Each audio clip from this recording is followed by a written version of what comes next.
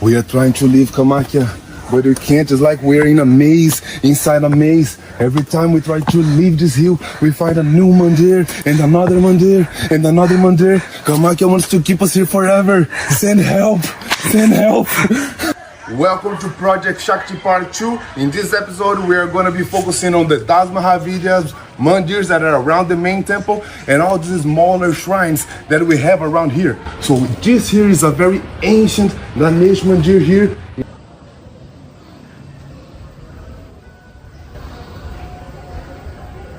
Chalo. These carvings looks like old mandirs, you see? These are probably Shivlings. There's another Shivling here.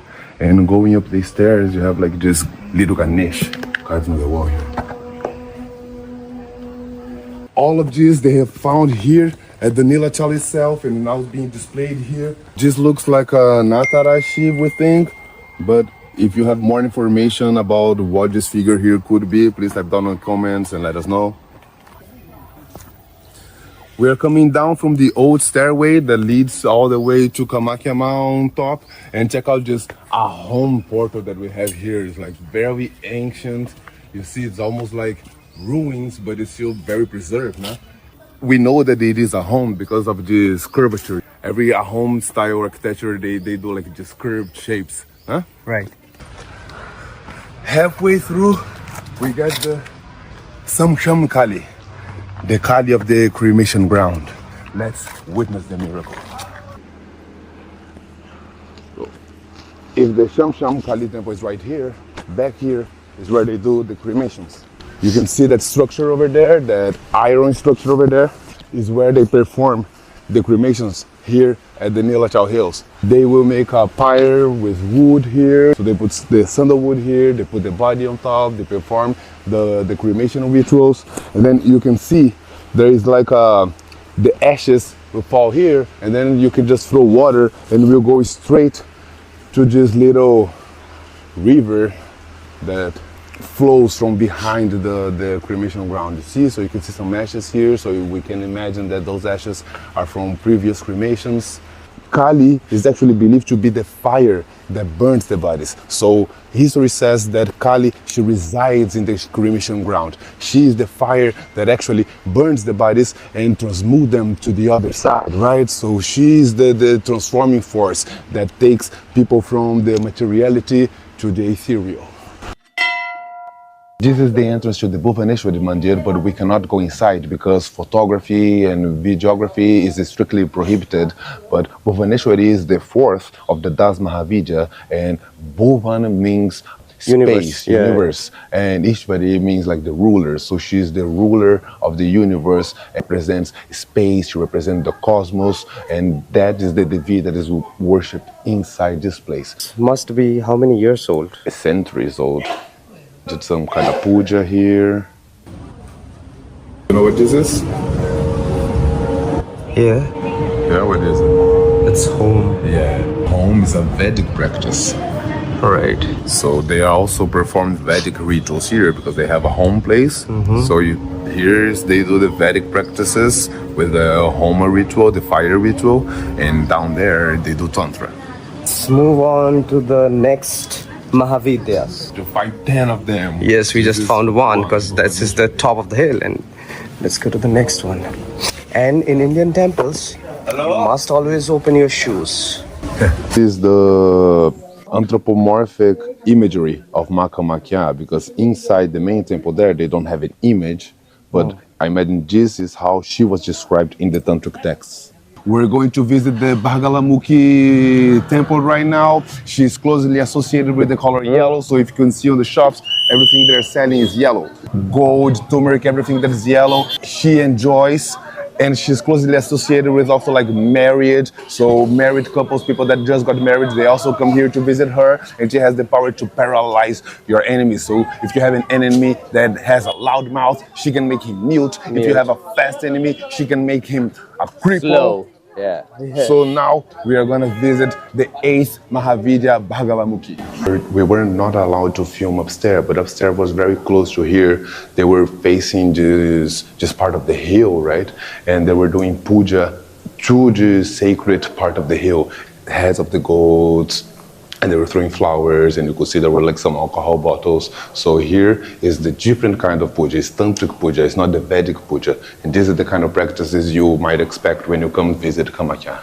Yeah. I don't know how I feel about it, but yeah. I really like this small mandir here. We have Nandi. Ring the bells and then over here. This is a very old, centuries old Chamunda Murti. It is very well preserved, as you can see. You know that is Chamunda because she's emaciated, she's very thin. One of the most fierce manifestations of the goddess, Chamunda Devi. And is that Chinnamasta? No, I think this is just has been destroyed, right? Because this is very old, so this is not as well preserved. But this one is like very well preserved. You can see Shiva there perfectly. Her face is intact. We have another one here, also another kind of Chamunda. And we have the Nagas, the snakes. And all of this is very, very, very ancient. And inside there is a Shivling, which is a Shiv temple. If you want to go to the main temple, you have to get here by 4 a.m. in the morning. Some pilgrims, they sleep in the front of the temple so they can be the first one to enter it. And it's like this day after day. Every day, crores and crores of people come here, seeking for the blessings of Kamakhya Ma. See the line? The line is huge. The line is coming from here all the way there. I think the Chinnamasta one is inside here. Photography inside the temple is prohibited. Yeah, of course. Yeah, but let's see what's in there, no? So when you see the Anaseva Kshetra, right in front of it is the Chinnamasta Mandir. Chinnamasta is the self-decapitated goddess. She represents self-sacrifice. She represents ego death. Her iconography is one of the wildest iconography, like Devi iconography in all of Hinduism. It's amazing. When you go in there, the steps are very steep. It's like going down a cave. You need to pay attention where you're going because like it's super steep, super dark. Really like mood when you go there. It's a vibe.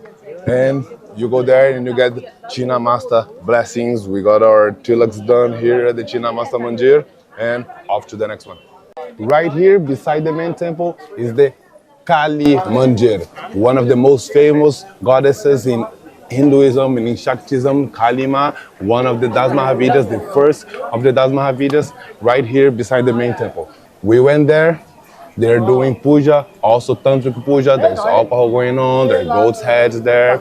Tantric puja, you know how it is. In Kamakhya, when you come, this is what you expect. We are entering now the Tara Mandir. It's right after the Kali one. You go to Kali, walk a little bit, and this is the Tara one. Hello, namaste.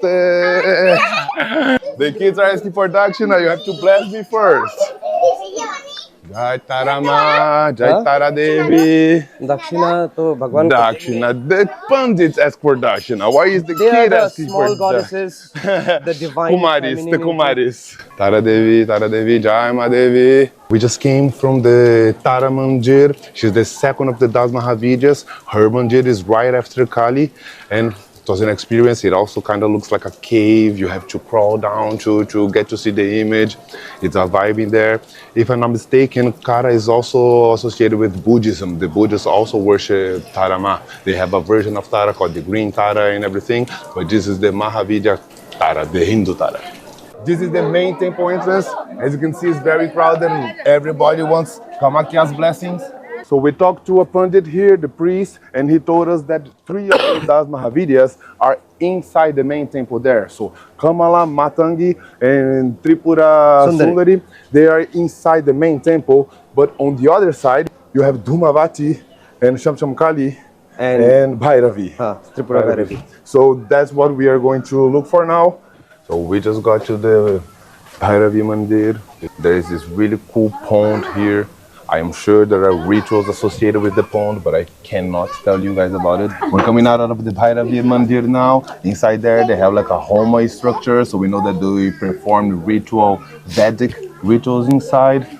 The vibe there was really nice. If you want to experience it, then you have to come here to Kamakhya and go see Bhairavi Mandir, have the darshan, Feel the blessings, feel the vibe here. This is the pond here. You can see the offerings here, the prasad that they give you once you leave the temples. People come here and they offer to the pond. There are fish here, I can see, cats, goats. Do you guys know the Dumavati mandir? We are off to the seventh and last mandir of the day, right in front of the shop here, close by the Bhairavi temple. We got the Dhumavati temple. She's the smoky one. She represents misfortune. She's associated with the widowhood. Yes. So she represents negative aspects of the cosmos, right? Because each one of the Das Mahavidya represents some aspect of reality. And she represents misfortune. So maybe they worship her to keep misfortune away. Away, yes. Here in front of the Dumavati Mandir, they are doing some renovations, as you can see. There's Homa going on here. We can see the smoke, because she's the smoky one, so it all makes sense, huh? Oh my God, look at this, y'all. We are looking for the Kotiling temple. We missed it. So we came back here to the hill and tried to find it. And then Google Maps is sending you to this place, but we don't know where we are. We have to ask the locals. We are in a part of the hill here that is only like houses, people's houses. What is this called? A goshal? Yeah. Clothes hanging on the wire. A little kid here is chopping wood. Hello? Hello? Those stairs over there is where we need to go to find the Kotiling temple. This temple here is closely associated with the Tat Purusha face of Mahadev. So if you read the Linga Purana, it explains there that Shiva has 5 faces. The Aghora face, Vamadeva face, Sajojata face, Tat Purusha face, and Ishana face. And this temple here is associated with the Tat Purusha face. Each face reveals a different mantra of Shiva. Each face has a different property. One is more fierce, another one is more peaceful. We just left the Kotiling temple. It's literally a cave, like you have a big rock on top, and then you have to crawl down, and then you enter this little cave with a link there.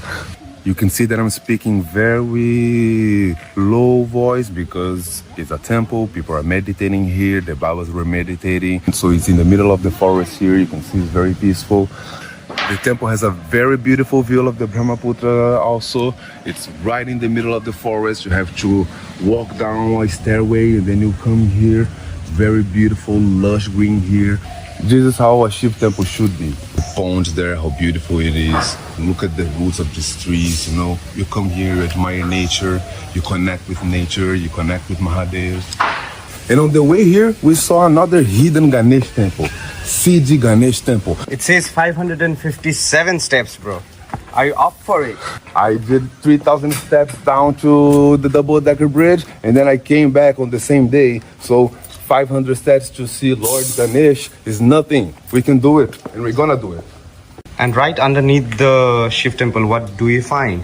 We find lover's place where they've just written on the walls. You can paint the wall every year, you know? It's just a wall. You paint the wall every year. Let the kids have some fun. Like the temple is over there. Here is just the middle of the forest. It's better for them to do it on the wall than do it on the trees. Lots of plastic around here. So what's your take about that? Let the kids have fun? No. Not like this. I didn't mean to litter the place. It's in the middle of the forest. This should not be here. Right. There should be a dustbin there. There should be a security guard up here, you know. And then if people throw stuff on the forest, you'll just find them.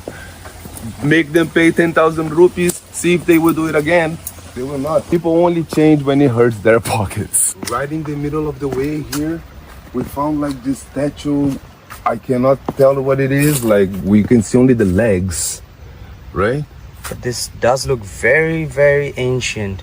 This is not from yesterday, not from day before yesterday, not from last year. Can you tell in the comments who it is? Like by the legs, you can see the legs here. So maybe if you recognize like these legs from another murti or something, you can tell us what this statue was representing.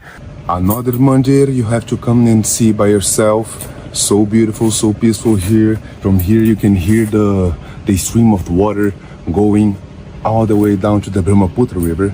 And one information that I learned is that in the Kalika Puran, the Brahmaputra is considered more sacred than Ganga itself. My secret. Oh, I'm mixing Portuguese and English, bro. More sacred. From here, you can see the bank of the river, but we found a pandit on the way, and he told us like not to go to that side. We don't know what was going on. Maybe he's doing Tantra and he doesn't want us to see. Who knows? But we're going to respect the panda and finish our journey here. We showed you how many temples. I don't even know. Put the mandir counts there because I have no idea how many temples we visit all these days. Unexplicable. Unexplainable. Unexplainable. Yes. Unexplainable. I don't know. There might be some more hidden temples we don't know about in the Nilachal hills, but we tried our best. We are trying to leave Kamakhya, but we can't. It's like we're in a maze, inside a maze. Every time we try to leave this hill, we find a new mandir and another mandir and another mandir. Kamakhya wants to keep us here forever. Send help. Send help.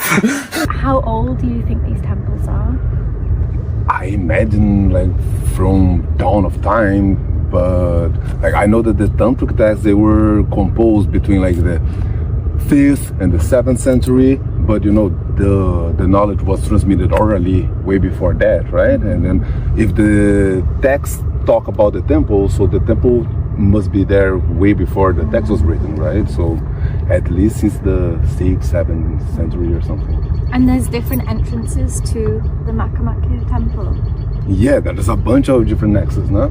There's the old stairway, there's the main road they built, and there is like some secret ways also, There's no? secret. Yeah, like if you just explore the hill, you'll find like a little track down there, another stairway that leads you somewhere. I'm sure we haven't covered all the mandirs. No. Yeah, there must be. There are a lot of like ways you can reach Kamakhya. And this one, obviously, I mean, there's no land, but there's stairs.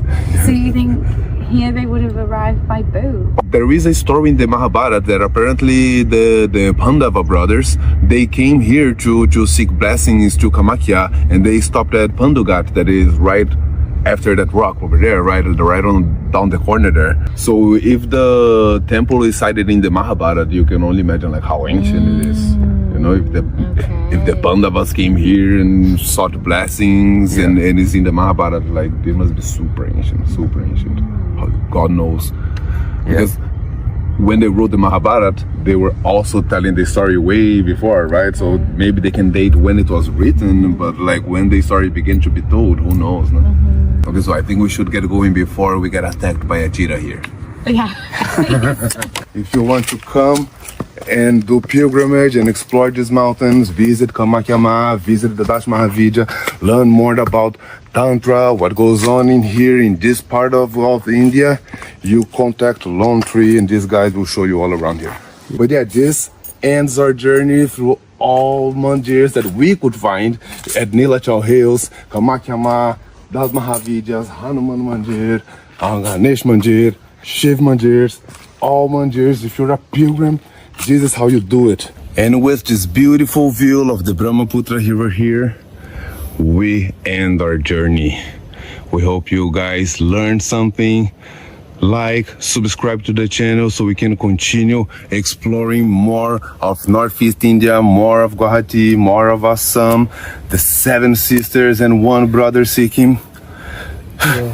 And that's it. See you on the next video.